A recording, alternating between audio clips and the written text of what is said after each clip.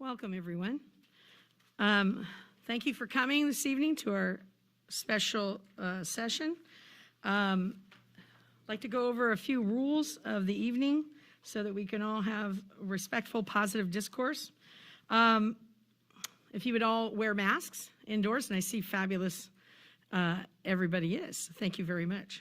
And I'll start with, my name is Ari Parker. I am mayor of Watsonville. If you'd like to speak, it would be great if you filled out one of the blue cards there and put your name, your address, or your council district. And we're going to be starting in just a moment.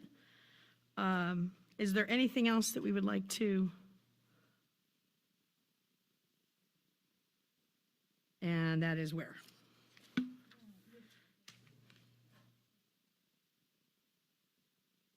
Carlos, do you want to make an announcement? Yes, thank you.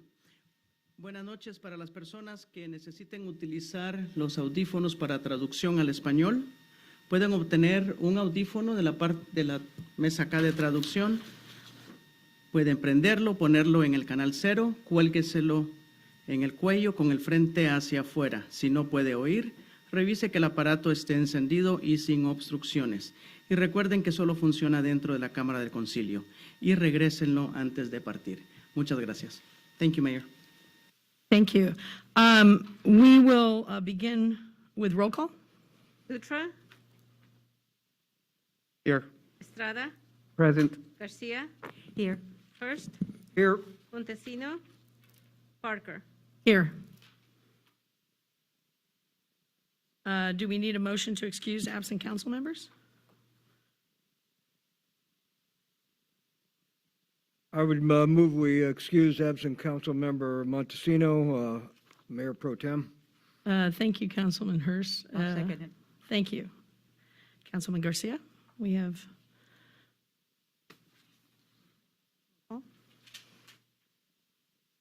Yes. Estrada, Aye. Garcia, Yes. Hurst, Aye. Parker. Yes. Okay, so we're going to move on. Is there any, how many people intend to speak tonight? Could you raise of hands? I just want to get a beat on the time commitment. Okay, thank you very much. All right, well, you'll have 2 minutes when you come up. Please state your name, and our job here tonight is to listen to the public. We're not here to have a conversation amongst ourselves or with you about commentary. We're here to listen to what you have to say before we go into closed session.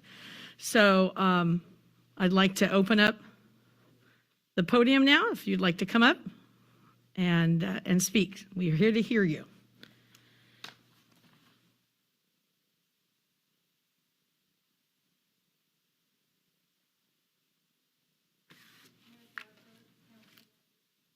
Could you pull that down? There you go. Well, we want to make sure. Parker and council members, thank you for hearing us this night. I only have questions, and I would like to state my questions at this time. Maybe you could take this later and address them in your closed session. We'll be happy that you can give it to our assistant clerk. Thank you. Thank you. My questions are regarding the new encampment that is located on Bridge Street and Hushback. And my first question is, what rights do the homeowners and the residents that pay taxes and vote have, if any? Could you state your name? I'm sorry. Oh, I'm sorry, Gail Cruz. I live on Attree Court in Bay Village. I am a homeowner. This is my card.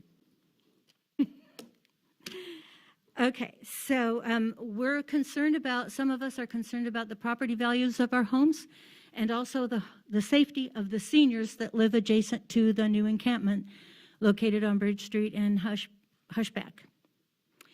I am personally concerned about the integrity of the Sasapuedas Creek, the safety of the water. As you know, it runs into the Pajaro River and from there into the Monterey Bay. And there are communities along the Pajaro River, one where I work extensively, which is Pajaro Dunes, and I am concerned about the integrity of the South Suepuetas Creek, the water, and the communities. I'm actually wondering, since it says that it is a warming center, how exactly are they warming in the center? I don't see electric cables. I don't see gas lines. I'm wondering if they're using open fires, and if they are, how can we be assured that a fire won't get out of control and endanger our homes and our lives? Thank you That's very my 2 much. minutes. Thank you.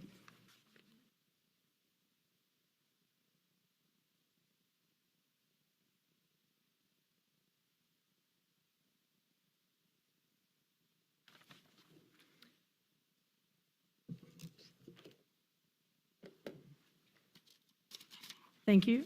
You can go ahead and state your name. Oh, I don't know what happened to my card.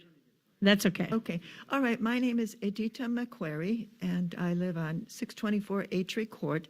I've been there 16 years and really love the Bay Village. And my concern, of course, is, as Gail just spoke to you about, is the homeless encampment. And I understand that they've hired an attorney, and I'm having difficulty figuring out how they can hire an attorney when most of us don't have the means to hire an attorney. So I'm concerned about that, who's sponsoring that attorney. Also, the safety of the neighborhood and the fouling of the environment. I saw children there a couple of days ago between the ages of 2 and maybe 6 riding tricycles. Children in a homeless camp. That's really concerning. Does Watsonville have to hire an attorney to fight this other attorney that's working for the homeless?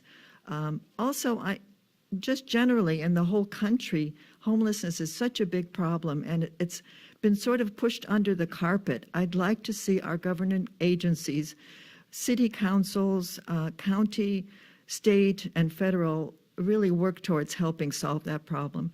And that's it for me. Thank you. Thank you.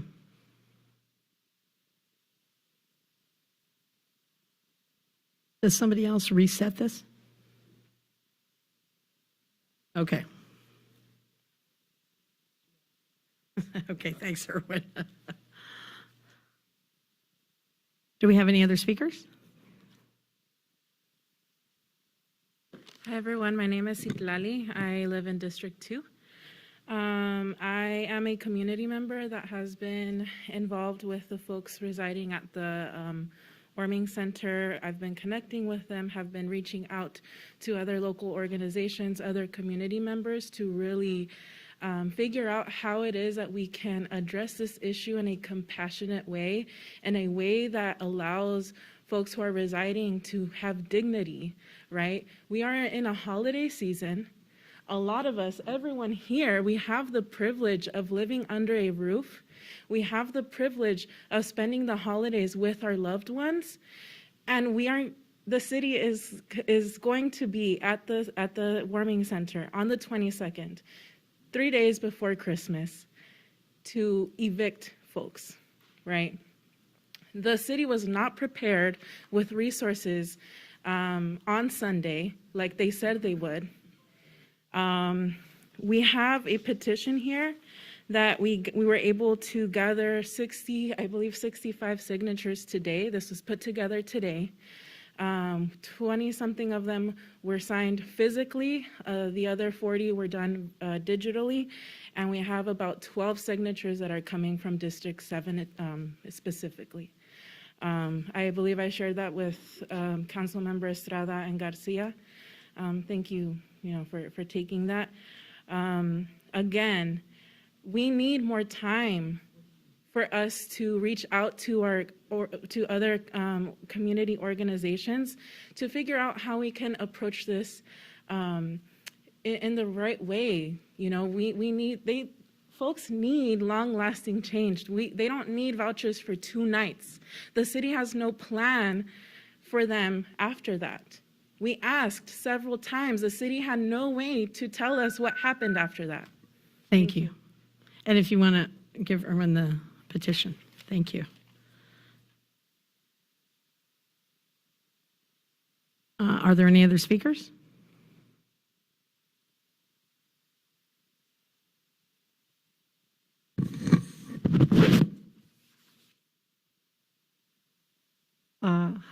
Hello. I wasn't going to say anything, but Could you go ahead and state your name? oh yes, it's Shizue Shikuma, and I am a resident of Watsonville, where the homeless center is, or the homeless camp.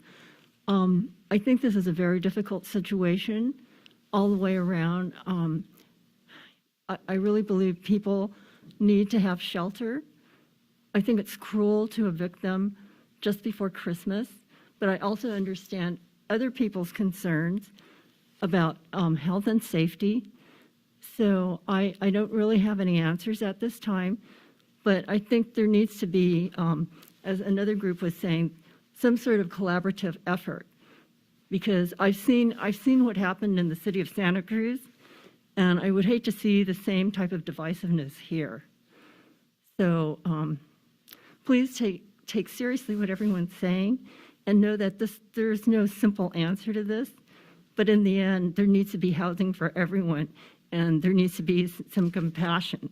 Well, actually, there needs to be a lot of compassion, and I think that's it. Thank you very much. Are there any other speakers?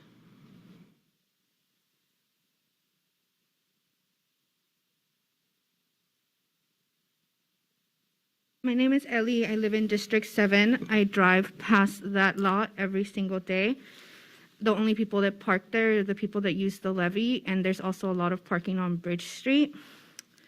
We need time. The sweep on Sunday was a huge failure on your part, Tamara. WPD showed up with no resources until they were specifically asked for. We had to ask them if they had resources, and then they called someone who showed up an hour later with a table with a couple of papers and a few masks that then WPD tried to retrieve and take away from people as well. Y'all are just blatantly lying, and there's proof of it as well. You posted that for the last week, our city and staff and community partners have been on site every day offering services, including temporary housing. That is simply not true. I have video of WPD showing up and not having any resources multiple times, not having any answers multiple times. So just because you're saying that you're doing it doesn't mean you're actually doing it, right? So this is when we need accountability and transparency, because I can say whatever I want, just like you are clearly doing so. You're lying out of your faces. You say there are serious safety, environmental, and sanitary concerns. How would you know? You haven't been out there once, Tamara. How would you know? It's set up nicely. It's clean. It's impressive. It's keeping people safe. If you displace people, you're creating the safety concern. And it's on you. Because if people were to take the 2-day vouchers for Motel 6, you'd be kicking them out after causing them to lose all of their things, right? 2 days before Christmas into a storm. So that's a situation you're creating, because otherwise they'd be safe in what they've already created themselves with no help of y'all at all. Community members have been donating money, supplies, food. Local businesses have made meals. Nothing from the city. Tamara can't say a peep. She can't even look up right now that I'm talking to her. Come on, girlfriend. You're already not qualified for the job. Step up to it. Thank you very much. This is shameful. Thank you very much. You're shameful. Thank you very much. You're shameful. Yes, and thank you. Is there anyone else who would like to speak so that we may hear you? Hi, my name is Yesenia. I live in District 7. I guess I'm just asking for more empathy for the homeless people. Today I was literally shivering as I was walking to my car to come here, and the fact that there's going to be a storm like other people have mentioned, and you guys only offer 2-day vouchers. Winter is not 2 days, it's months. I heard people say concerns about property values and other things like safety and water health, and I understand that. At the same time, there's not enough housing in Watsonville, so your property values are not really threatened. They have, obviously, from when you guys bought them to now, they cost a lot more. So don't be saying it's about property value. In terms of water health, I work for Watsonville Wetlands Watch. I'm here speaking on myself and not on behalf of them. Let's make that clear. But there's a recent study that showed that E. coli in water systems, when most people have been attributing it to homeless people, are actually due to geese and other animals. Another thing would be safety, and I hear that, but this homeless shelter is being managed by volunteers. In terms of garbage, people are coming and picking it up. Okay, when Wetlands Watch, when we have to work, like in the summer when the cops are clearing them out of like different parts of the wetland, there's trash everywhere because there's nobody picking it up. And right here, there's like a controlled way for it to stay and be picked up by volunteers. So it's not costing you guys money. And I just don't think it's okay to put people out before a storm.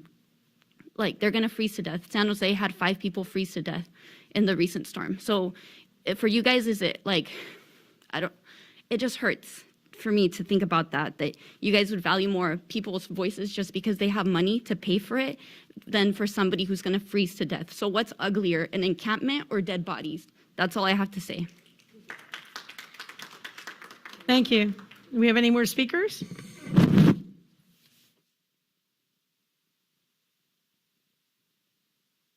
Good evening. My name is Jinx Derza. I've lived there for over 20 years. I have seen the encampment. I am concerned about its proximity to the school there. I'm also concerned about the health and safety that I saw were issues. And I also feel that, yes, it has to be done with some consideration for the fact that I don't understand.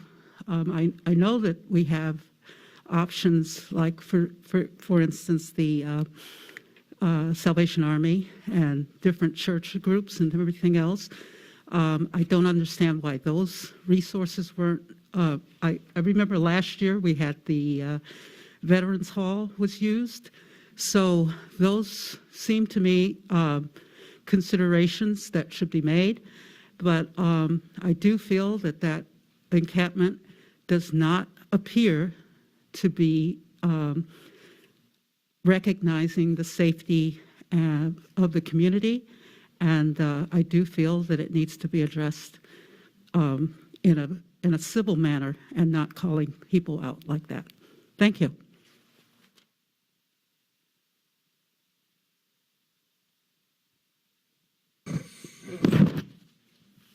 Thank you. Hi. I'm Cheryl, and I live right down the street from the encampment also. And I really feel that the city should step in and help these people. I don't want the people living there because of the fact that we've got children walking there all the time. And I understand they have children in the encampment too, which I hate to see that. I hate to see children out there that could be freezing to death. And I think the city needs to step up and do something to help these people. It's a safety issue, yes. There's other people. There's another guy across the way from these homeless encampment who's having bonfires every night. Sometimes they're getting really wild, and I know the police department's been out that way and the fire department's been out that way, but it's still continuing to go on, and it's been going on for over a month. And I just like to see the city step up and take care of some of these people and keep us safe. Get rid of these fire hazards. And I know they have a warming area. How are they keeping warm? I don't want to see them having big fires out there either. Just the safety of them and the people around them. Thank you. Thank you very much. We have more speakers. Could you line up? That would be great. Then we'd know. I'd appreciate that. Thank you so much. Welcome. Hi, my name is Adriana Torres, District 4. And I don't have anything prepared, but we're basically talking about human beings, right? Living outside. I haven't been to the encampment, right? But I know that they're keeping warm. We should all go and visit it together and see how they're doing. The city and nonprofits have money. There's money to help them out. I worked at a nonprofit for a long time, so I know there's money. You know that hotel where we kept a lot of people with COVID? Why can't you rent it out for a couple months? What's wrong with that? Like, this could easily be us there, but we're lucky that you're sitting there and I'm standing here. right? So how? What are you going to do? You don't want to be Miss Audie Parker, the lady that got, like, people died under her name. Come on, think about it. Work with it. Like, there is money. You have money. Come on, it's there. So help them out. Be gentle with these people. They're not going to come to your home. They're trying just to survive. They're part of our city. They're part of our community. And that's it. Thank you very much. May I address that last? We have a line of people right here. Yeah, thank you. Hello, can everyone hear me loud and clear? So I hear people's concerns here. Could you state your name? Thank you. Appreciate it. Yana Ramirez. Thank you. So I am a person who lives in a house. I'm a renter, and I've never been homeless in my life. And considering how easy it is to be homeless, I was a student at UCSC, and I know many students who are on the verge of living in their cars, living in the parks. Honestly, it's much more common than you think. So I want to tell you that I know I've spent the night out there in the camp, in the warming center. I mean, I'm trying to get porta potties. I'm trying to get facilities, things that all you guys have resources for. I'm, along with other people, I'm just a regular community member trying to do this. And people are having concerns about kids seeing this. I mean, that's the least of your concerns. These people die by freezing to death. It's 38 degrees. A refrigerator is 42 degrees. Do the math.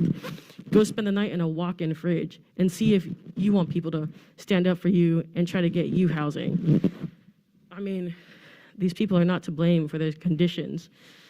And if you believe they are, they still deserve housing. They still deserve a place of warmth. You know, they're not lighting fires and bonfires. There is controlled warmth going on. We had the fire department visit and we follow the regulations, and it is completely safe for that as far as it can be. I mean, between survival and freezing to death, like if the fire department's so concerned, they should come out and help prepare the space and bring fire extinguishers and carbon monoxide detectors and all the things that they're supposed to do to help prevent fires.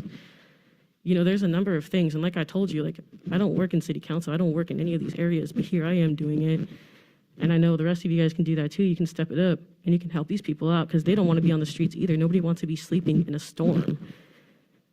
And seeing what I've seen, meeting the people I've met, I mean, they're the same. Thank you. You know, very it is much. unconscionable to Thank let you. this happen. Thank you very much.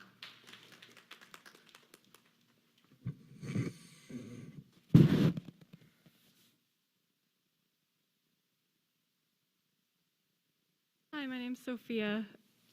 I've worked in Watsonville for over 6 years. So I wanted to give a little bit of context, partly for folks in the audience who I think are looking from the outside and making certain assumptions.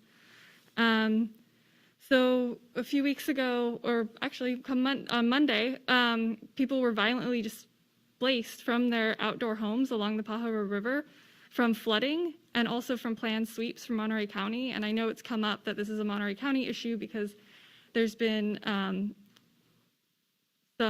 we've been trying to work within the homeless union with the county to get people hotel vouchers, and that was from a magistrate judge, part of the requirement as they displace people from the shelters they've set up for themselves.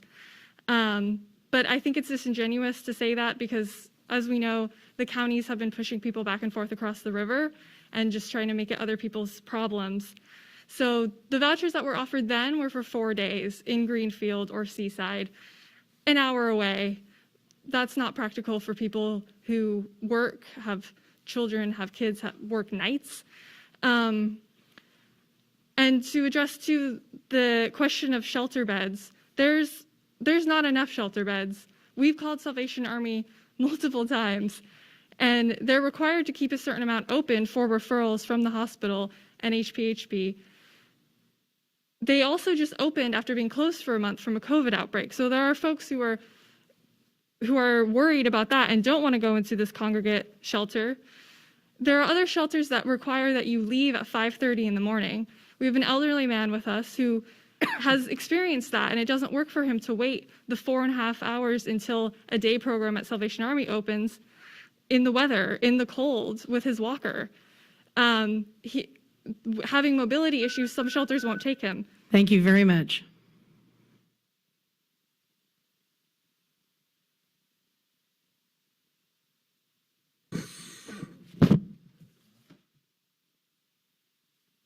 Hi. You can pull it down. There you go. Hi, my name is Rita Acosta. I just want to say that 2 days is not good enough for people to go into a motel, lose their property, and then come back out to nothing.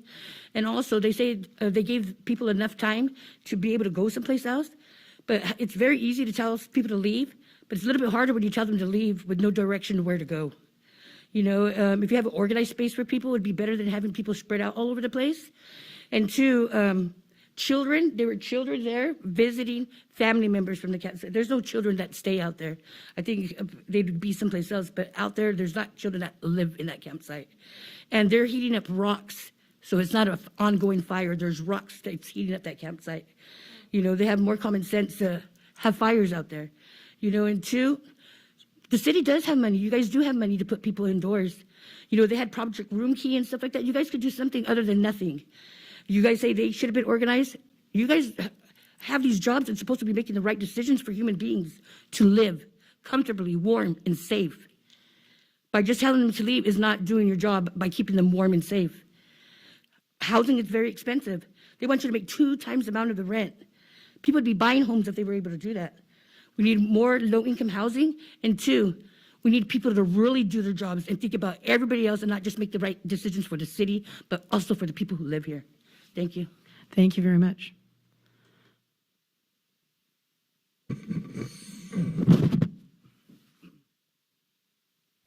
Hi, my name is Ricky Carmona. I'm currently staying at the encampment that's been made. And I just wanted to start off by saying that there's no difference between us and you guys. The only difference is that you guys live under a roof and we don't. And the concerns about us being next to a high school, I don't know why you guys think that's a problem, because I understand that you guys look at us as nasty people who, I don't know what you guys think we're going to do to the high schoolers, but we honestly are harmless people. We live there. We try to stay warm and tense because everywhere we go, people are going to be telling us that we need to go, we need to leave because, you know, we have no roof under our head, so we're going to be like somewhere outside. And I just don't think it's a problem there. When you say that you saw somebody in your yard, I really, how would you know that it was somebody from our encampment who was in your yard? Okay. Please address the council. Because it looks like somebody who was Thank you. homeless. Please address the council. Because it looks like somebody who was homeless and we're homeless. That's why. But there's honestly, we're not harming anybody. We're not doing anything. We have a porta potty there now. We're warming up charcoal since somebody asked how. And that's how we're just trying to survive. And you guys can help us, but you guys don't want to, so we're going to try to do it on our own. So. Thank you.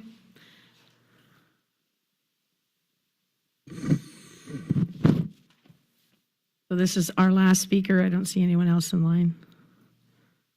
Oh, thank you. I'm not sure what I'm going to say. State your name. Kirby Harris. I live in District 7. I empathize with the folks. But the thing is, where they have decided that they would like to have their warming station is dangerous for them. It's cold, it's wet, there's no sanitation, there's the traffic there where the people come off Riverside from both directions, whip around that corner, and yesterday I saw one of your folks almost get hit. I'm not, I want to know what exactly that they want. I mean, I'm speaking. Thank you for letting them, thank you. I know the city's doing as much as they can to help these folks. I do like the idea of maybe the parking lot at the old Red Roof Inn for some period of time. That's the other question I have. And, but where it is now, it's not good for them, and it's not good for the public. That's my comment. Thank you.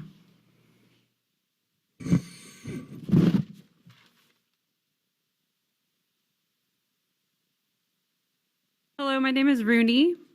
I'd first like to respond to that last comment, and then I have a letter from our doctor. So the reason that we're there, of course, it's not an ideal spot.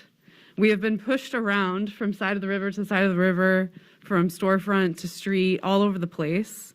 We're picking a public place because under Martin v. Boise, it is illegal for the city or the county to evict anyone who is on a public property, unless they provide adequate shelter, which they have not. The letter from our doctor, Jason Johnston. To whom it may concern, this letter is in regards to safeguarding the health of the residents of the Watsonville Bridge Street encampment. I have the pleasure of providing medical care to these individuals as a primary care provider and physician assistant with the Santa Cruz County Health Services Agency, both at Watsonville Health Center and the Homeless Persons Health Project. This communication is in my capacity as a health professional and primary care provider regarding the health of my patients.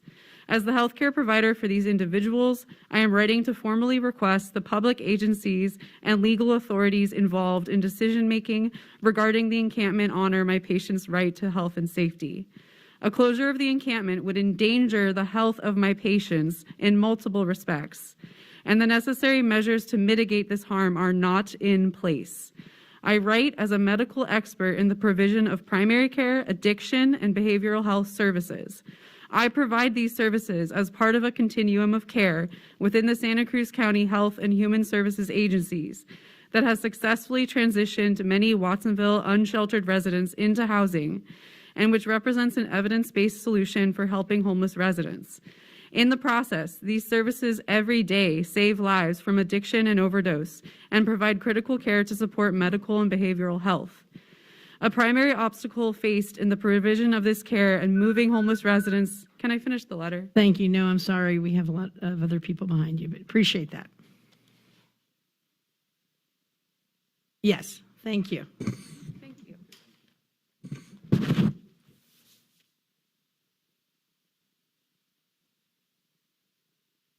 Hello, my name is Nicola Moore, and the thing that I want to get across today is that the reason for the warming shelter or warming center is it's a response to an emergency situation. These people were evicted off of the river, and they weren't provided adequate resources to survive. That's what it comes down to. And so this shelter was put together by by residents and by community members, to protect human beings. Like with the fires and stuff recently, like people were given more resources than these people, and I want to just show you, give you a list of some options, of things that y'all could do to support. You could reopen the Footbridges Warming Center at the United Presbyterian Church. You could work with the Monterey County to facilitate long-term hotel vouchers so that people have the stability to be near work, doctors, and families. And you can extend the vouchers through the winter so that people can remain safe from weather and from the new COVID variants and surges.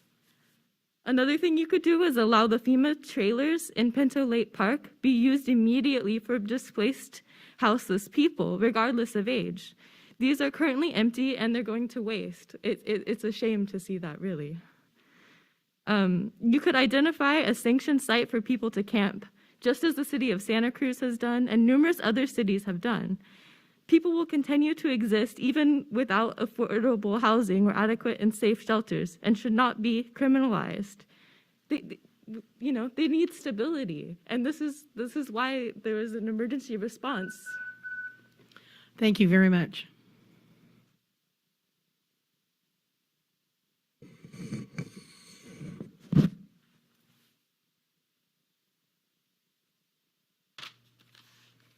Good night. My name is Ashley, and I just come to say that enough is enough. It's embarrassing to say, but out of all of you guys up here, I have never seen somebody go in out there and go talk to these folks out there. They are not dangerous, like a lot of them have been saying.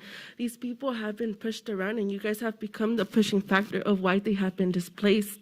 These people need a residency in order for them to have a stable, in order for them to have a job, in order for them to start a life. It's sad to see that this is a product of you guys, to see that criminalization pipeline is because of you guys. You guys criminalize them for irrelevant stuff and end up just dropping them off where? In rivers and levees? For what? You guys don't give them no stable place. I come to see that you guys have funds, but where is it at? In your pockets? It needs it out there to the community. It doesn't need it in here. People out there are suffering. Kids out there are suffering. And what do they become? They become those criminals that you guys say, but for what? For what? It's no reason why you guys should stay pocketing that money into the city to, yeah, I get it, to beautify it, but you guys need to go out there and help out those people that really need it.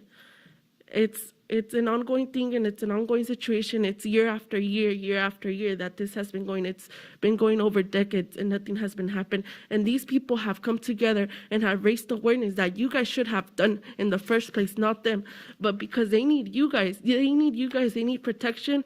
They need protection from the whole community. They should not be displaced. They should not be out there in the cold suffering, having their family members go out there and visit them, having to be at risk of everything.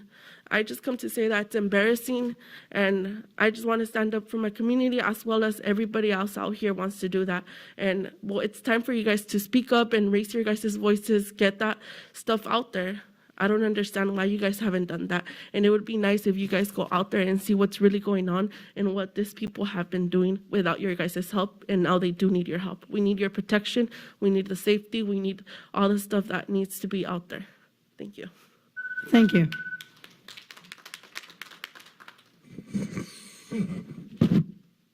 We have 2 more speakers. Thank you. Hello, my name is Itzel, and I live near the Warming Center, and I just want to say that I support the Warming Center, and that is all, and the council should. I can't hear. Yeah, you pull it closer to there you go.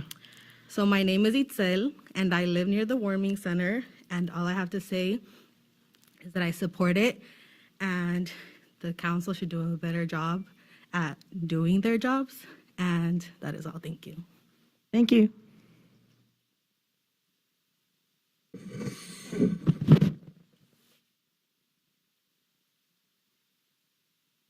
So after this speaker, do we have one more? Okay, thank you, sir. Hi. Do I get my name? Yes, please. Okay. Basilio Santoyo. And I am in support of the Warming Center. There's my tally, but it's so much more than that. I mean, I wish I could give, I wish I could, I wish I could give you guys a piece of empathy, but since that is not possible, I don't know. Figure it out yourselves. Thank you. Thank you.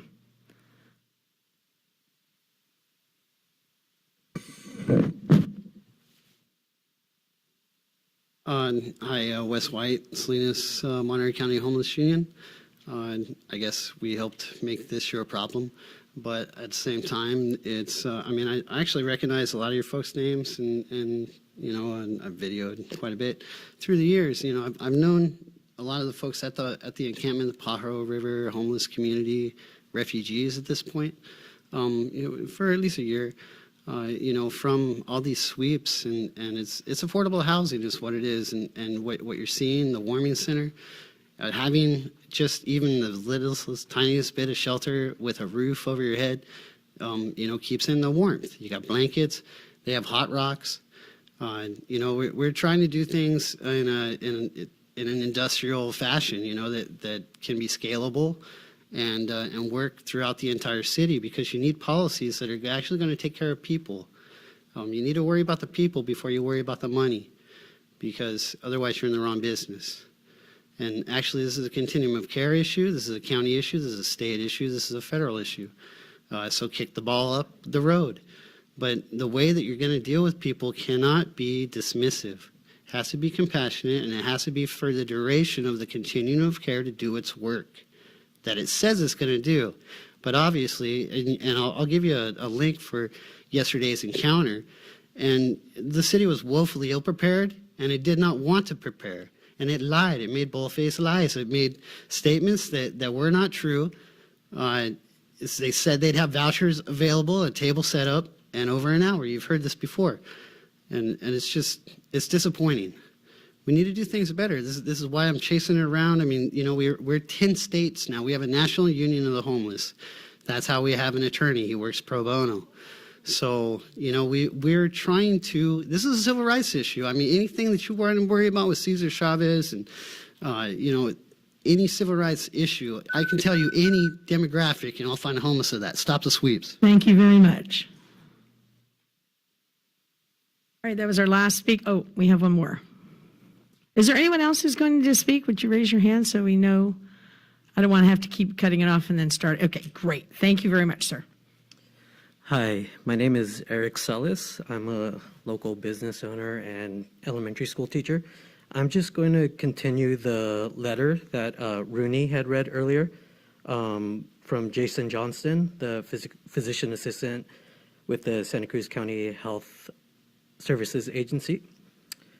A primary obstacle faced in the provision of this care and moving homeless residents into housing are the attempts at dispersing unhoused Watsonville residents by city and law enforcement. Due to aggressive measures like the attempts to close the Bridge Street encampment, my patients are forced into hiding from these public agencies in order to find the basic shelter they need to survive. The Bridge Street encampment residents are largely without private vehicles, telephones, or other means of accessing health care. Closure of the Bridge Street encampment in the context of a lack of local shelter beds and access to housing forces them to reside in small, dispersed sites hiding from the City of Watsonville and law enforcement, which is an insurmountable barrier to access to medical, addiction, behavioral health, and housing services I provide. My patients' lives are in jeopardy if this is allowed to proceed. I ask relevant public agencies and legal authorities involved provide for my patients' right to health and safety as they would any other residents of our community. Respectfully, Jason Johnston. Thank you. Thank you very much. Okay, and now we'll be moving into closed session. And I don't know how long that'll take, but there will be a report out of closed session when we conclude. Thank you all for coming, and we appreciate your comments.